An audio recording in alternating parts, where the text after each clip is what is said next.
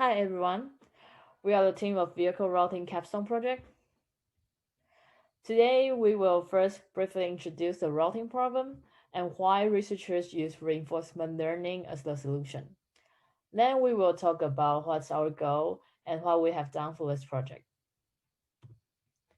So the goal of routing problem is to find the optimal routes for the vehicles to visit all the locations, maybe with some kind of constraints. The most famous routing problems include traveling salesman problem, vehicle routing problem, capacitated vehicle routing problem. The most famous one is TSP. The goal is to find the shortest route for the salesman who needs to visit all the customers at different locations, which each customer must be visited exactly once. This is a hard problem to solve because of the huge solution space, and the number of solutions might grow super fast when the number of customers increases. When we have multiple vehicles to finish visiting all the locations, this problem will become a vehicle routing problem. The goal will become finding shortest routes for multiple vehicles to visit all the locations. Let's go through a simple example of VRP. There are 16 vertices on the grid represent the locations to visit. All the four vehicles will start their route from vertex 0. Solving VRP means we need to find the minimum routes to visit all of the vertex exactly once. One possible solution by reinforcement learning is shown on the right side of the slide. The VRP can become even more complex if we consider the limited capacity of the vehicles, and it becomes a capacitated vehicle routing problem, CVRP.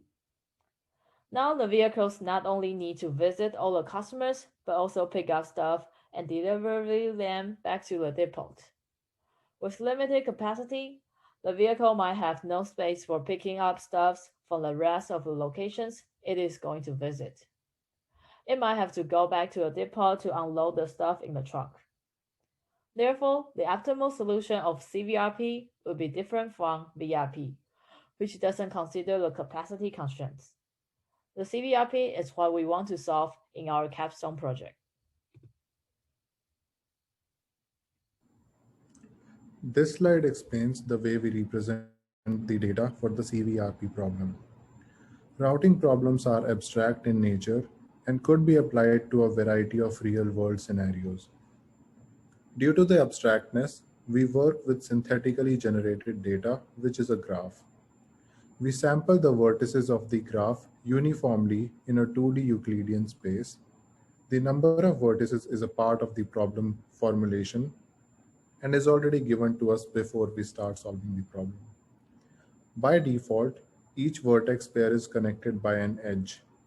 The vertices and edges of the graph represent the customers and the distances between them. This graphical representation shown on the left is a conceptual representation of the CVRP problem. The actual representation that is used for computation is shown as a matrix on the right. Each cell in the matrix is the distance between the row and column vertex of the graph. It is easy to impose restrictions using the matrix representation. For example, if there was no edge between A and B, we could represent that by having an infinite value instead of 1. Then there are other components of the CVRP problem that need to be specified before we could start solving it. We need to know the starting vertex, also known as the depot, the demand of each customer, which is a scalar value, and we need to know the capacity of each vehicle. Next slide, please. Once the problem is specified, we need to solve it. There are various ways to solve routing problems. The first one is to find the most optimal solution by trying all solutions and picking the best one. But this technique only works when the number of nodes or vertices in the graph is small enough to try all possible solutions. The second technique is to come up with a heuristic that finds the route that is close to the minimum possible distance. This is the most common method to solve routing problems such as CVRP. But there are a couple of problems with this method. One, it takes too much time to come up with a solution. And two, the solution is not generalizable to a different configuration of the same problem. One has to start from scratch if, let's say, the source vertex changes or if the number of customers change. The third technique is to use deep reinforcement learning. There is an initial time cost to train an RL algorithm, but once the algorithm is trained, it can provide solutions that are as good as conventional methods. More importantly, an RL method can generalize to a different configuration and come up with a suboptimal route on the fly, unlike conventional methods. Next slide, please. Now we know that RL can generalize well to different configurations of the CVRP. Our goal in this project is to benchmark various RL algorithms and compare the RL solution with the solution given by conventional methods. The second big goal of the project is to come up with a new RL-based method that outperforms existing RL-based methods and also the conventional methods for the CVRP problem. At the end, we hope to publish a paper in a major AI conference. Next slide, please. To solve the CVRP problem, we will use deep reinforcement learning. We start by replicating results using RL-based algorithms that have already been tried on the CVRP problem. The first two techniques listed here are two different neural network architectures. These methods start by generating a random graph and then minimize the distance covered by tweaking the graph. The third technique is a hack that makes the first two techniques more efficient when we deal with CVRP with hundreds of nodes. We tried both the techniques listed on the top separately, along with the evolution strategy. Next, we present the results. Next slide, please. We thought it would be critical to understand the efficiencies and drawbacks of previous work that will be used as a foundation of our project. As a result, we reproduce results from the papers listed below by using a GitHub repository by a member of a team from NC State. Next slide, please. In terms of the experiment that we replicated, the configuration is shown below. Some of the key parameters are the number of nodes which represents the customers is 100. The demand of each customer, which could, for example, be the number of packages, is sampled from a discrete uniform with min and max of 1 and 9 respectively. The illustrations on the right show what the problem would look like in the real world at the top.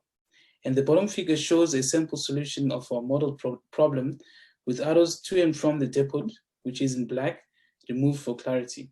Next slide, please. Initially, we compare the attention model and the L2I.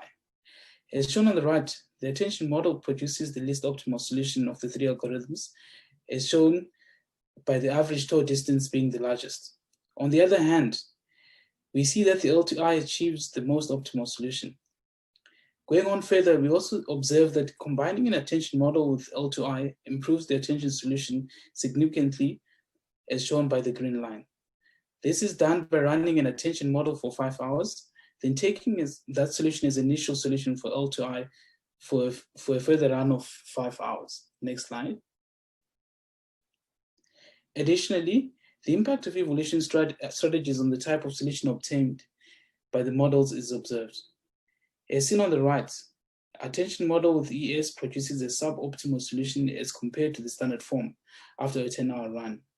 On the other hand, L2I model with ES produces a comparable solution to the standard L2I.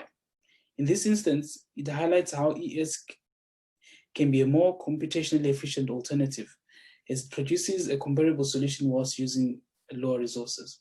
Next slide, please. As part of our next steps, we aim to do the following.